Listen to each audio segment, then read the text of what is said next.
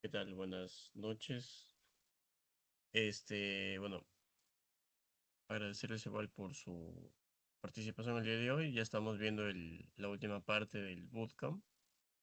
Vamos a ver todo el tema de lo que es Amazon Redshift y la validación final de la información que se va a mover del punto de origen al punto de destino gracias al proceso ETL que vamos a realizar y que hemos venido construyendo a lo largo de estos 3 días.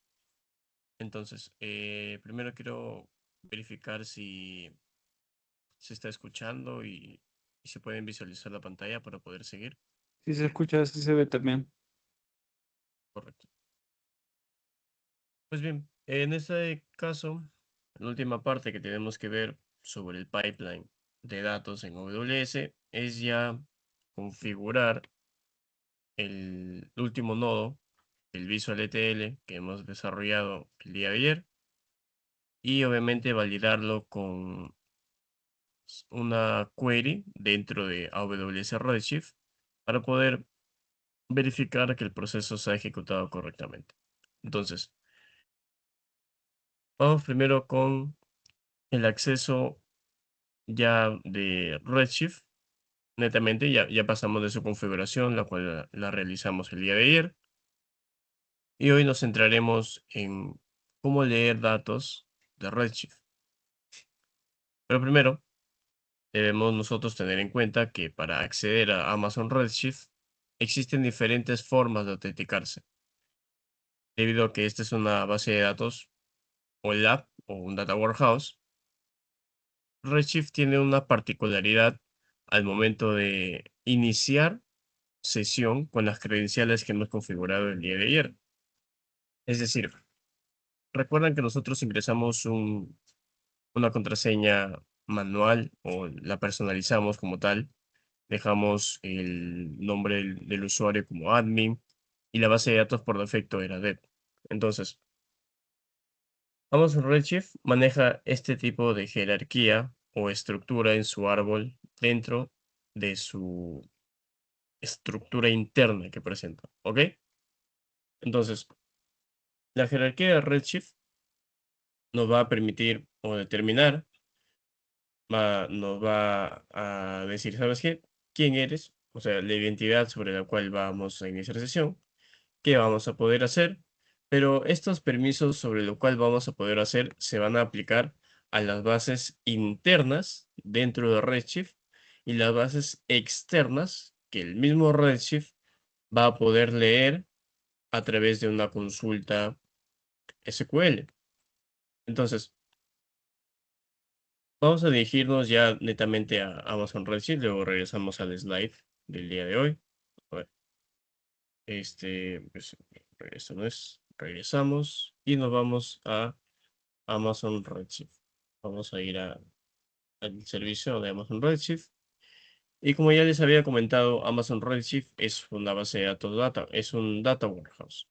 Que obviamente va a tener su propio espacio o su interfaz que va a simular un editor de consultas SQL. Entonces, nosotros vamos a acceder al namespace y vamos a ir al apartado que dice Query Data. Entonces, en este apartado, nosotros nos vamos a ir a Query in Query Editor versión 2. Vamos a abrirle una nueva pestaña. Quiero ver si esto se está visualizando. Sí, correcto. Entonces, de esta manera es como ya estamos nosotros dentro del editor de consultas de Amazon Redshift. Pero ahora no podemos realizar ninguna consulta por el momento porque no nos hemos identificado, no hemos iniciado sesión con las credenciales adecuadas. ¿Ok?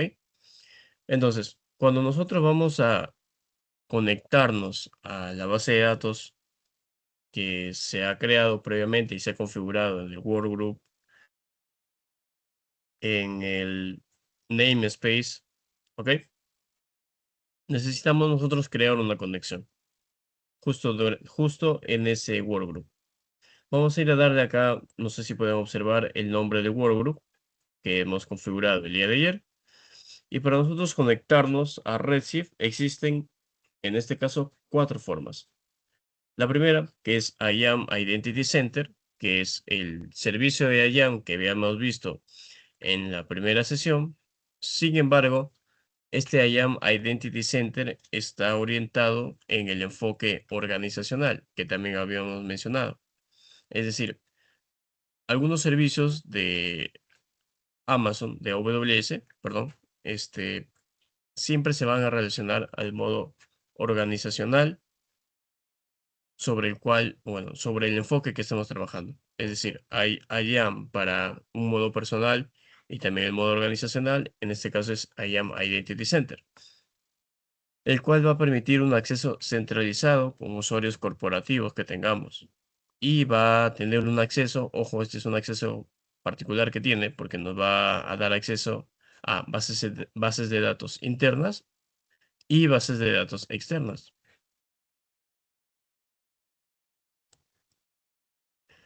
Pero como estamos trabajando bajo el enfoque personal, no nos va a permitir esta opción y por ende va a aparecer bloqueada. Entonces, las otras opciones que nos quedan son Federated User, Database User Name and Password y el AWS Secrets Manager. ¿Ok? Entonces, la conexión mediante Federated User utiliza un rol de IAM asociado al namespace que habíamos configurado en Redshift. ¿Se acuerdan? El rol que creamos en el IAM con la política personalizada, etcétera. Esto nos va a permitir acceder directamente porque como ya tenemos asociado el rol a Amazon Redshift, automáticamente el inicio de sesión es seguro. Por ende, solo lo vamos a conectar y listo. Sin embargo, el Federated User nos va a permitir o nos va a dar acceso a bases de datos internas y bases de datos externas. Es decir, no solo nos va a permitir realizar queries sobre la base de datos de Amazon Redshift, sino nos va a permitir leer directamente datos desde S3. Ojo, para eso es que nosotros hemos configurado ese rol y donde le hemos dado solo el principio de mínimo privilegio, aplicando ese principio, obviamente, hemos dicho, ¿sabes qué? Yo quiero que tú te conectes directamente a ese bucket en S3. Y gracias a esto es que yo puedo leer datos desde Redshift a S3. Y esta conexión es muy importante porque nos va a permitir acceder a las bases de datos internas que ya hemos creado y las bases de datos externas que están fuera de Amazon Redshift, ¿ok? Pero esto es más utilizado en laboratorios y proyectos. Podemos utilizar esta forma, pero si nosotros nos estamos rigiendo solo a la base de datos que hemos creado en Amazon Redshift, vamos a elegir la siguiente tipo de conexión, que es el usuario de la base de datos y el password. Esto son las credenciales que hemos configurado en el namespace el día de ayer. Sin embargo, el acceso que nos va a dar a Amazon Redshift solo van a ser para las bases de datos internas. Y esto no integra fácilmente una conexión con los servicios externos de AWS. ¿Ok? Es decir, con Federated User yo voy a poder leer datos del mismo Redshift y de S3. Pero si yo elijo Database Username y Password, yo solo voy a leer datos o realizar queries SQL directamente de la base de datos de Amazon Redshift. No voy a poder leer fuentes de datos de otros lados. Y si utilizo AWS Secrets Manager, pues voy a elegir, bueno, en primera instancia, AWS Secrets Manager es un servicio que permite guardar y almacenar los secretos que nuestras aplicaciones, nuestros servicios, nuestros sistemas necesitan almacenarse de manera segura. Y en AWS esto se puede gracias a este servicio.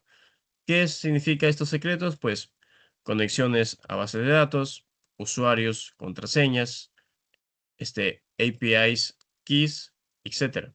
Entonces, pero como no hemos elegido este modo de opción y tampoco hemos utilizado este servicio, no lo vamos a hacer. Entonces, vamos a elegir el tema de Database Username and Password porque nos vamos a regir solo a la base de datos que hemos configurado y creado el día de ayer. Entonces, el nombre de la base de datos por defecto es dev, el username es admin y la contraseña era la que habíamos definido el día de ayer. En este caso yo lo había definido como 845 file hashtag, me parece. Ya, ok. Entonces, vamos a permitir o vamos a crear esa conexión ahorita para poder realizar queries SQL dentro de Amazon Redshift. Creamos la conexión, esperamos que se loguee correctamente y Amazon Redshift nos dé ese acceso seguro para realizar las queries SQL o la query SQL que tengo definida y que les he compartido los recursos también, ¿ok? Entonces, esperemos que cargue la conexión. Y bueno, quiero ver si alguien tiene alguna duda respecto a este tema. Si todos han logrado ya crear su base de datos en Redshift, han configurado correctamente su workgroup y su namespace.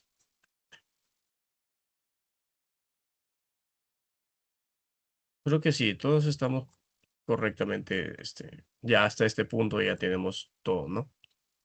Entonces, una vez que vamos a un Redshift ya nos da ese acceso para realizar queries SQL sobre las bases de datos, o en este caso la base de datos que hemos creado el día de ayer, pues acá vamos a ver toda esa estructura que habíamos visto en la imagen, por ejemplo en la de acá.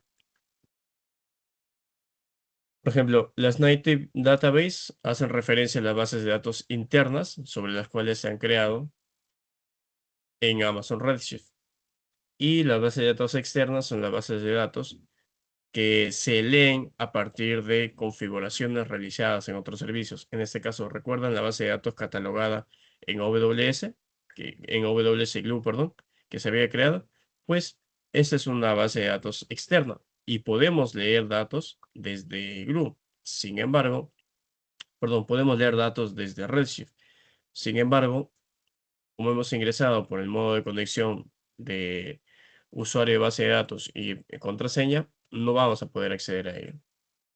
Entonces, vamos a poner acá, a ver, la base de datos nativas que tenemos. En este caso tenemos dev, tenemos public, que es el esquema de la base de datos. Nosotros ya sabemos que es un esquema, una base de datos.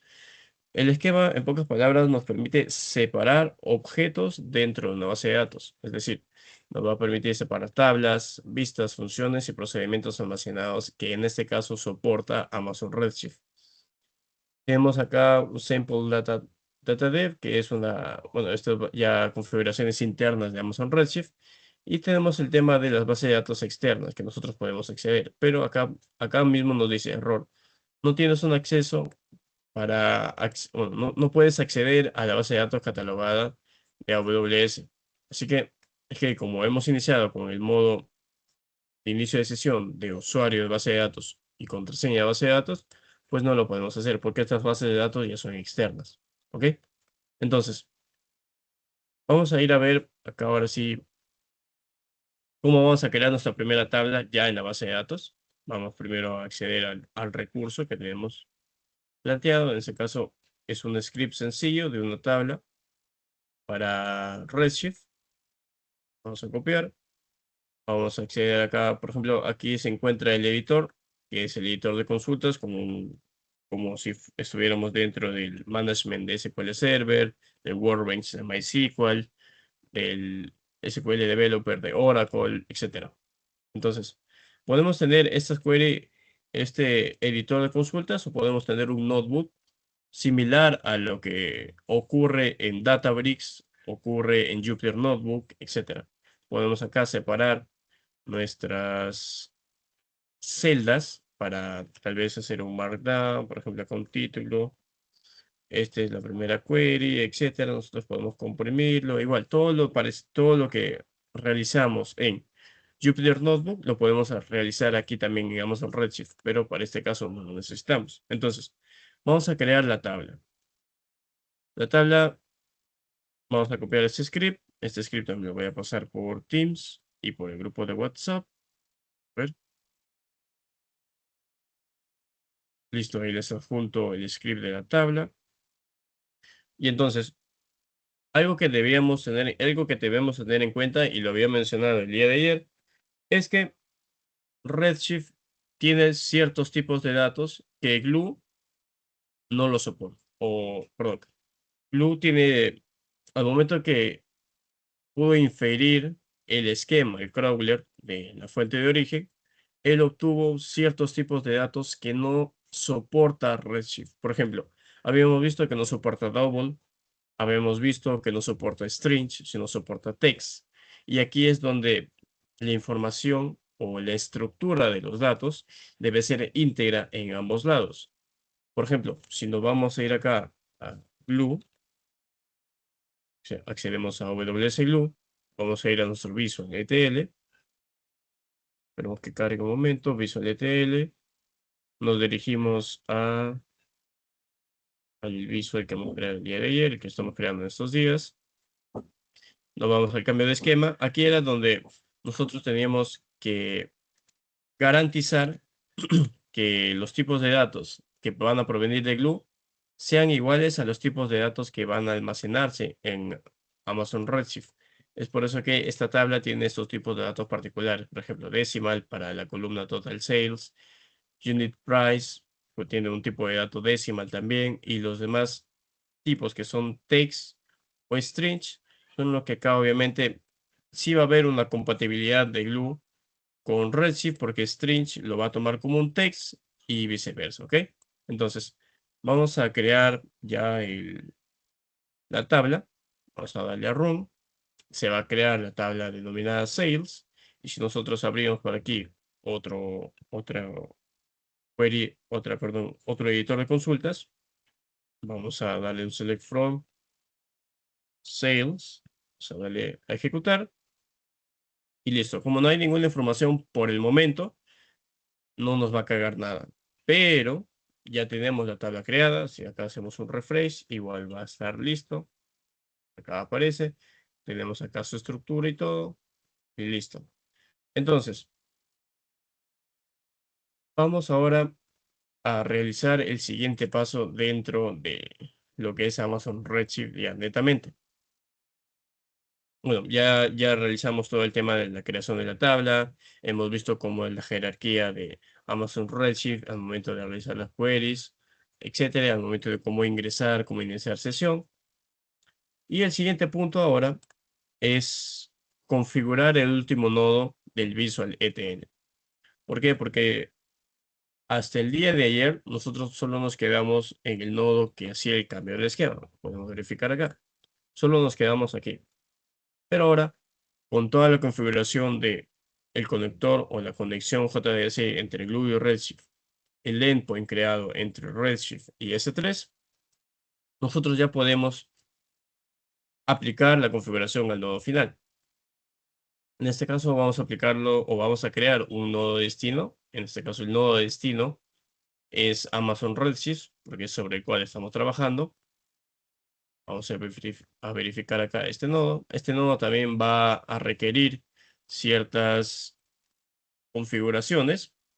Y este es uno de los aspectos más importantes en, en todo el pipeline de datos, porque ya con esto y con la ejecución del Visual ETL junto con una configuración tal vez periódica, por ejemplo, yo quiero que se ejecute este Visual ETL cada día a las 4 de la tarde, también lo vamos a poder configurar, etcétera. Entonces, para nosotros configurar este nodo, previamente que hemos debido crear la base de datos en AWS, en Amazon Redshift, la tabla sobre la cual van a reposar esos datos transformados y haber realizado también la integración entre, bueno, la conexión entre Glue y Redshift y el VPC Endpoint también, ¿ok? Entonces, vamos a ir al nodo de Amazon Redshift en el Visual ETL, vamos a configurarlo ahora sí. En este caso, vamos a utilizar la opción de conexión de Direct Data Connection, que es la opción recomendada por AWS, debido a que va a permitir una integración directa y eficiente entre Glue y Redshift sin necesidad de mecanismos intermediarios adicionales. Es decir, ya que hemos creado la conexión directa o lo que hicimos en el comando de la Cloud Shell de AWS, esa es la conexión directa que realiza Glue con Redshift sin necesidad de tantos parámetros o campos adicionales para poder nosotros conectarnos de manera correcta, ¿ok? Entonces, a partir de esa configuración previa, nosotros vamos a elegir el Redshift Connection que se había creado en la consola de AWS Glue, el cual es este, Glue Redshift Connection. ¿Ok? Vamos a seleccionarlo. Y una vez que ya se conectó Glue con Redshift, recién vamos a poder elegir el esquema sobre el cual está establecido nuestra tabla. Entonces, si regresamos a Amazon Redshift, podemos ver que nuestra tabla se encuentra en el esquema Public. ¿Ok? Entonces vamos a elegir el esquema Public, que igual también es un esquema por defecto. Y ahora, ¿qué tabla se encuentra dentro de Public? Pues la tabla denominada 6, la que habíamos definido con una query anteriormente. Entonces, vamos a hacer un refresh por si acaso y vamos a elegir Sales. Listo. Ya hemos elegido el esquema de la base de datos de Amazon Redshift. Hemos elegido la tabla que hemos creado dentro de la base de datos de Redshift.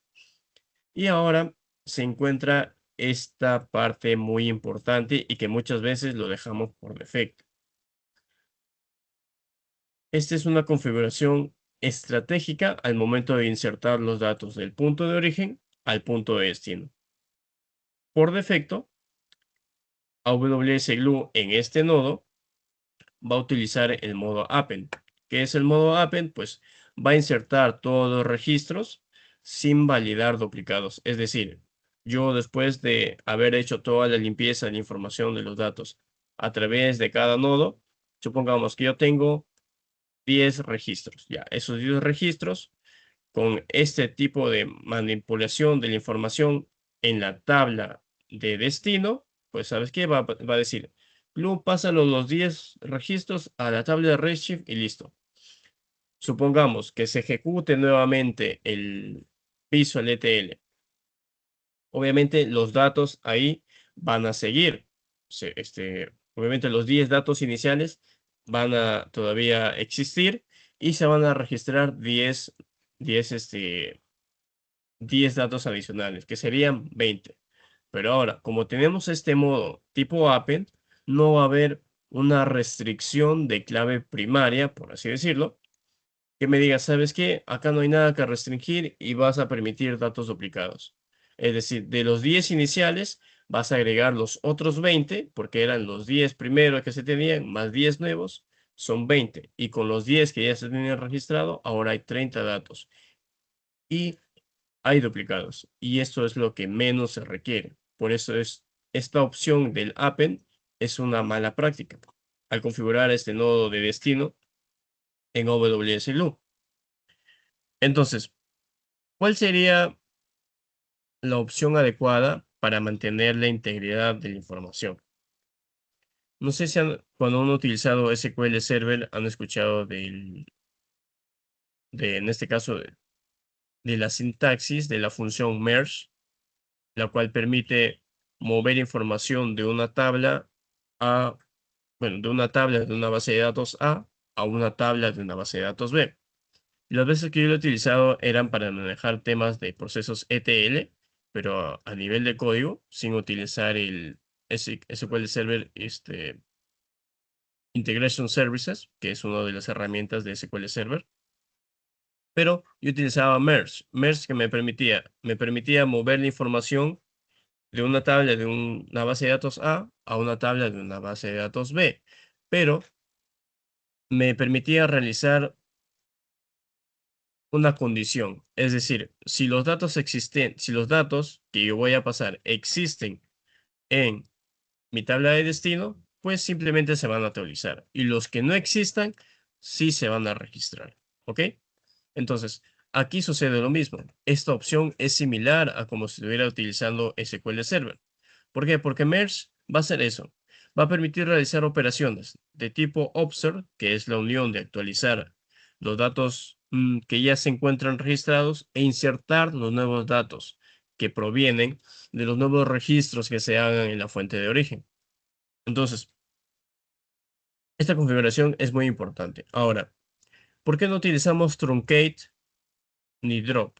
Porque truncate, como sabemos, va a eliminar toda la información de la tabla y lo va a enviar nuevamente. Es decir, yo tengo toda esta información que está pasando por el proceso de ETL y para enviarlo a Redshift, yo primero voy a eliminar todos los datos de la fuente de origen, perdón, de la fuente de destino y voy a pasar los datos.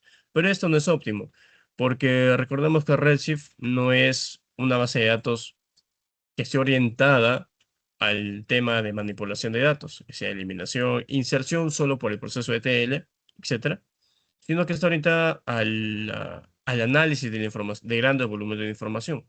Entonces, truncate tampoco es una buena opción.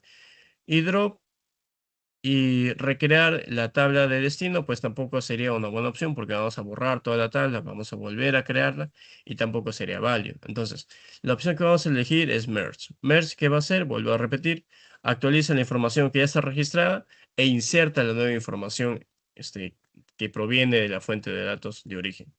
Entonces, aquí hay dos modos, pero yo voy a recomendar siempre que quede marcado aquí elegir una clave o una llave y una acción simple. Es decir, aquí es donde vamos a generar, entre comillas, una clave primaria que pueda validarse y diga, ¿sabes qué? Si este dato existe, entonces yo no lo voy a registrar, sino voy a actualizar toda su información que está proveniendo de la fuente de datos de origen para que no se genere un duplicado.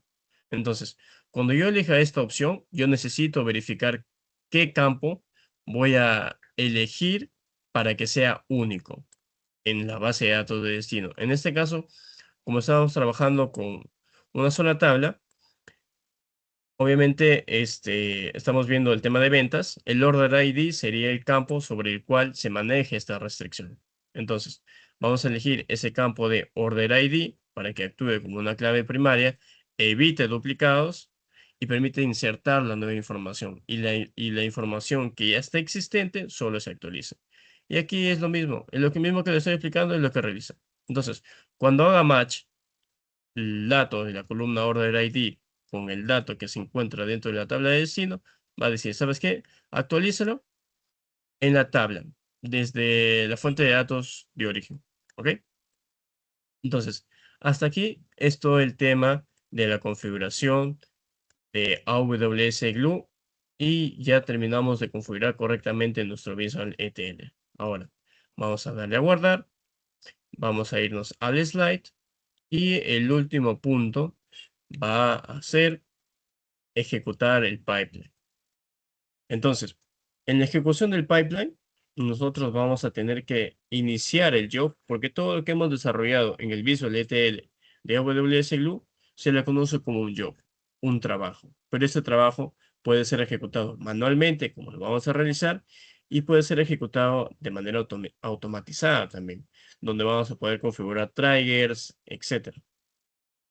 Ahora bien, al momento que nosotros vamos a ejecutar este job, tenemos la opción de monitorear todo lo que puede estar pasando. Es decir, gracias a AWS CloudWatch, que es un servicio que nos permite verificar todas las operaciones que estamos realizando en los recursos de cada servicio de AWS, en este caso el recurso que estamos creando en AWS Glue, es todo este Visual ETL, vamos a poder ver qué ha pasado, si está correctamente, bueno, si se ha registrado correctamente los datos de la fuente de origen a la fuente de destino, etcétera.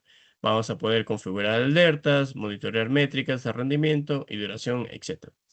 Y por último, después de ejecutar el pipeline y una vez que esté en un estado success, pues vamos a validar que toda la información haya llegado correctamente a Amazon Redshift. Y esto es importante, porque siempre en este tipo de pipeline de datos debemos verificar que la información de origen sea igual a la información de destino siempre y cuando se hayan realizado o se tenga a la mano alguna, se podría decir, una supervisión por parte de nosotros. En este caso, como tenemos un conjunto de datos pequeño, nosotros podemos validar que la información de origen es igual a la información de destino en ciertos casos, porque hemos venido elaborando, eliminando los nulos, eliminando duplicados, etcétera. Pero ahora nos toca validar esa información y esto es muy importante también. Entonces, vamos ahora a ejecutar el job dentro de AWS Glue. Nos vamos a dirigir acá, bueno, ya hemos guardado, vamos a guardar nuevamente por si acaso. Vamos a regresar a Visual ETL. Aquí ya nos encontramos en la parte inicial de AWS Glue para poder crear un job o un Visual ETL, como yo le denomino. Entonces, vamos a seleccionarlo y le vamos a dar acá en Ejecutar trabajo. Una vez que le demos en Ejecutar trabajo, nosotros podemos ir al Visual ETL dentro y vamos a poder ir a ver acá en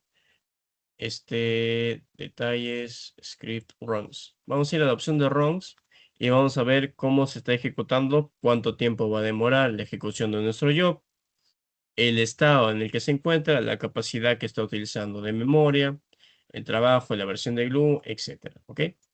Solo vamos a tener que esperar que se termine de ejecutar nuestro job en AWS Glue y pues verificar ya en AWS Redshift si está todo correctamente los datos almacenados en nuestra fuente de destino, que sería una tabla dentro de esta base de datos. Ahora bien,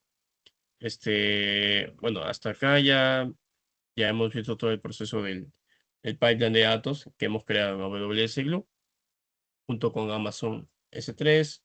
Hemos visto IAM, hemos visto un poco de VPC, hemos visto Redshift de una manera no tan general. Hemos visto también conceptos muy interesantes sobre ello. Y bueno, quiero ver a ver cómo van ustedes, si están ejecutando su job correctamente, si tienen algún error, algún problema, pueden consultar. Mientras esperamos que se ejecute el job. En este caso, nosotros podemos ir actualizando cuánto se va demorando en este botón de refresh para ver el estado de nuestro job, ¿ok? Entonces, bueno, tienen ahora, a ver, por ahora todo bien, dicen, bien. Entonces se está ejecutando ya el job que hemos creado dentro de AWS Glue correctamente. Hemos seguido buenas prácticas dentro de la creación de este pipeline de datos en el bootcamp que hemos visto a lo largo de estos 3 días. Y la verdad es un proyecto muy interesante. Es un proyecto también retador porque Redshift sí es uno de los servicios de datos que es un poco complejo al inicio de entender, porque nosotros pensamos que, no, es como una base de datos, sí, pero no es la base de datos OLTP que naturalmente utilizamos en el día a día, sino es una base de datos OLAP, es un data warehouse, tiene una configuración diferente, tiene que conectarse correctamente entre sus servicios de AWS y pues tiene ciertas particularidades en su uso y también en el objetivo que querramos tener, ¿ok? Pues vamos a ir actualizando el estado de nuestro job. Mientras va cargando, quiero mostrarles la diferencia entre leer los datos desde Amazon Redshift con su base de datos interna a leer los datos desde S3, desde Redshift, que también se puede. Pero primero déjenme revisar. Tengo por aquí una query que había elaborado en un proyecto también, donde yo utilizo eh, Amazon Redshift, perdón, con la lectura de datos desde S3. Déjenme lo reviso y también les puedo compartir para que vean esa diferencia entre leer datos crudos directamente desde el origen a través de Redshift y leer datos ya preparados, pero sin realizar toda una query extensa y netamente solo, ¿sabes qué? Los datos que llegan a mi tabla yo los voy leyendo y los voy consumiendo, sin necesidad de hacer tantas transformaciones ni nada por el estilo, ¿ok? Que me reviso la query para ver si está por acá. Aquí está. Yo no, tal vez la derecha de S3. Creo lleno. Listo. Ya, lo encontré. Entonces, a ver, pero primero quiero regresar al estado de mi job. Listo. En mi caso ya está en estado success. No sé cómo van ustedes. ¿En qué estado se encuentra ya su job?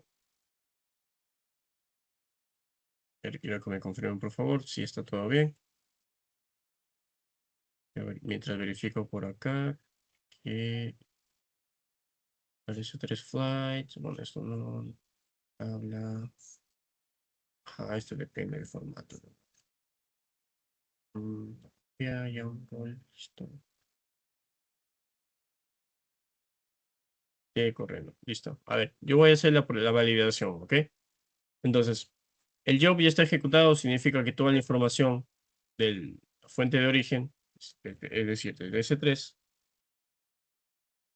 vamos a ver, desde acá, es decir, los datos de este JSON almacenado en el bucket que hemos elaborado el primer día del bootcamp, denominado Bucket Data Source, con el archivo salesTest.json, ha pasado por todo el job creado en AWS Glue.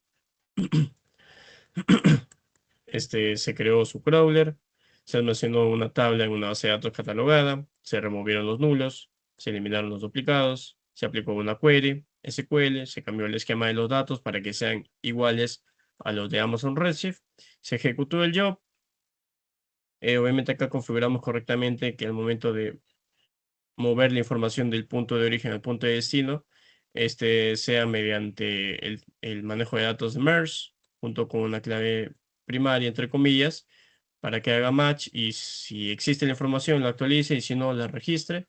Pues vamos a darle un run a la tabla sales y veamos qué ha ocurrido. Entonces, como podemos ver, los datos se han movido correctamente, todo el proceso de AWS Glue se ha ejecutado correctamente.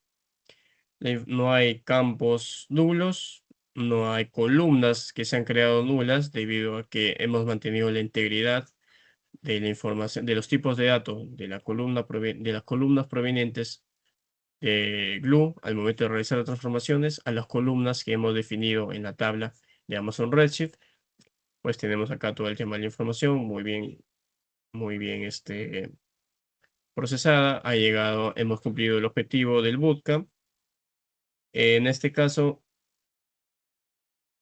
¿hay alguna diferencia notoria entre usar Redshift y usar BigQuery? No sé si ustedes han utilizado BigQuery en GCP, pero cuando nosotros realizamos una query de este estilo en BigQuery, nos muestra cuántos datos procesó, nos muestra cuánta información ha procesado, cuánto tiempo ha procesado y múltiples características también en GCP. Y eso es muy interesante también.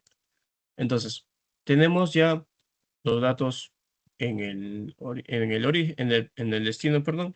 Si nosotros queremos realizar un order by mediante el order ID, porque obviamente en este caso no tienen un orden adecuado.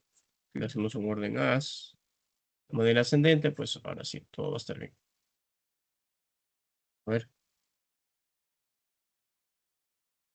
Bueno, en este caso quiero verificar. Bueno, ya hemos llegado ya a validar que correctamente los datos han pasado del origen, han pasado por Glue y han llegado al destino. Sin embargo, esta práctica de colocar el asterisco dentro de las queries en las bases de datos OLTP sí es una mala práctica. Bueno, porque ahora tenemos solo 9 datos, no hay ningún problema, pero si hubieran gigas de información, ahí sí habría algún problema. Solo deberíamos elegir las columnas adecuadas que necesitamos analizar. Por ejemplo, yo quiero solo order ID y el customer, ¿ok? Customer. Listo. Aquí en Amazon Redshift, se ha procesado menos cantidad de información, se ha elegido solo las columnas necesarias, ya sea order ID y customer. Obviamente el procesamiento es menor, la latencia es menor aún todavía. Los datos se muestran con mayor fluidez y rapidez y listo. Dice, hay una pregunta, ¿se podría agregar un paso extra para que estos datos finales en la tabla se vuelvan a exportar en JSON y se guarden en el bucket? Para que estos datos finales en las tablas sales se vuelvan a exportar en JSON y se guarden en el bucket.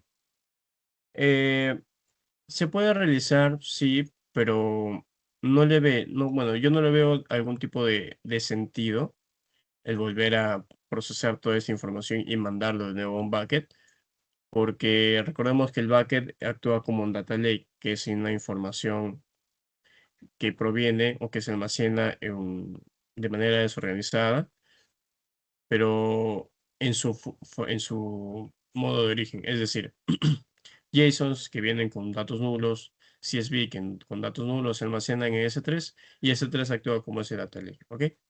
Hasta ahí todo bien. Pero sí, sí se podría realizar.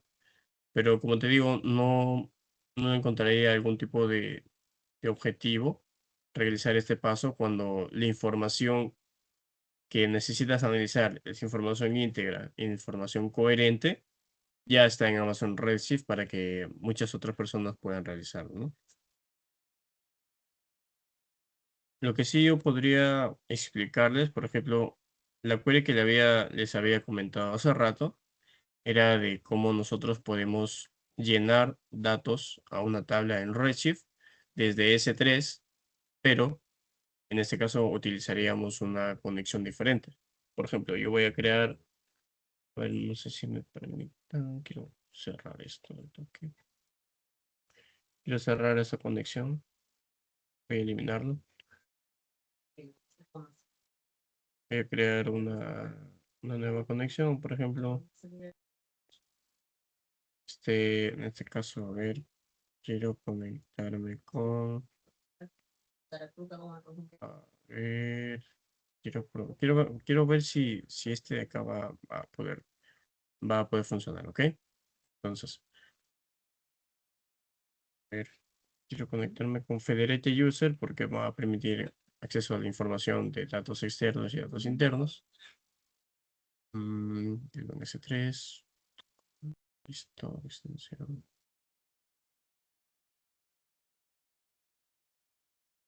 Yo me modifico esta información. Ahí tengo una base de datos catalogada. Puedo crear una tabla diferente. Public, voy a crear acá, voy a darle a ver, un editor nuevo. A ver, pasar por acá rápidamente. Yo ver si todos ya han podido, ya han logrado ejecutar su job para poder seguir. O ya finalizar, porque este es ya el último punto que hemos visto por el bootcamp.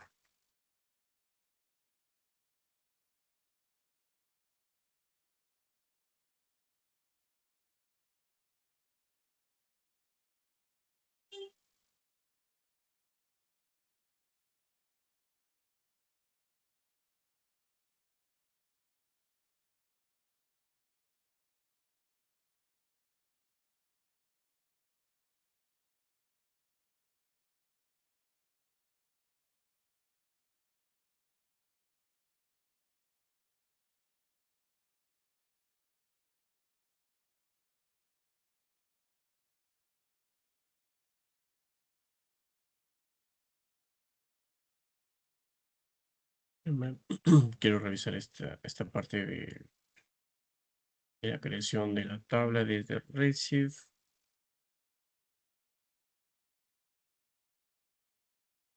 Presente.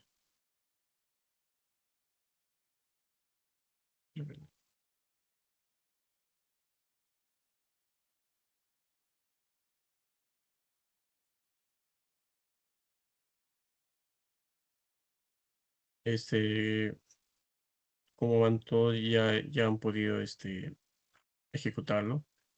El job, los demás, aparte de Martín. Excelente.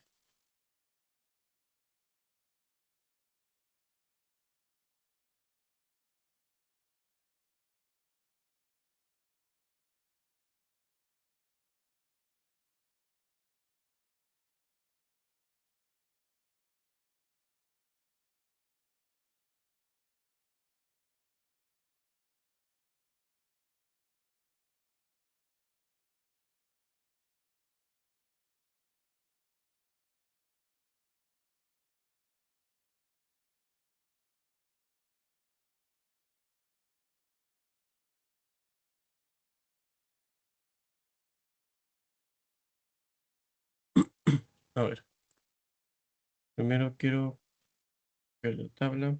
Voy a ponerle otro nombre para que no haya una confusión. Sales.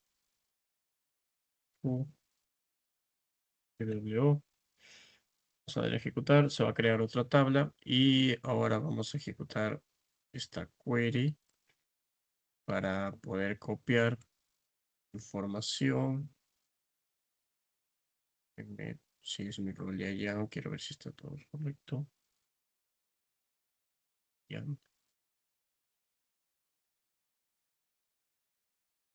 A ver, ¿qué es que yo había creado?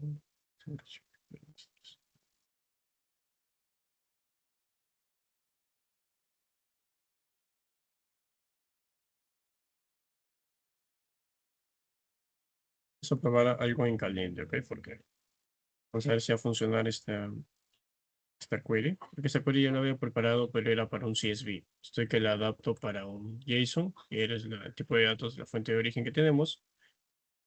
En este caso, copy sales to, como habíamos puesto que es la tabla. Vamos a darle un refresh. Hemos acá creado esta tabla 2 y vamos a probar a ver. ¿Ok? Y listo, ejecutó correctamente. Por ejemplo, vamos a elegir, bueno, vamos a crear otro editor. From sales to, ahí está. No sé si pueden observar este, el cómo, a ver, estos son los datos que provienen del S3, ¿ok? Del JSON, del punto JSON que hemos subido. Ahora, como sabrán y como les he venido explicando en estos días, en el punto JSON ha habido inconsistencia de información. ¿Qué ha habido? Filas nulas, ha habido datos nulos en filas con datos, ha habido datos duplicados, etcétera. Pero ahora, como les mencioné, cuando estábamos realizando todo el proceso de glue, si en caso las tablas no, de alguna manera, no coincide su tipo de dato, por ejemplo, la tabla destino no coincide su tipo de dato con la tabla de origen, va a crear una tabla o una columna llena de nulls.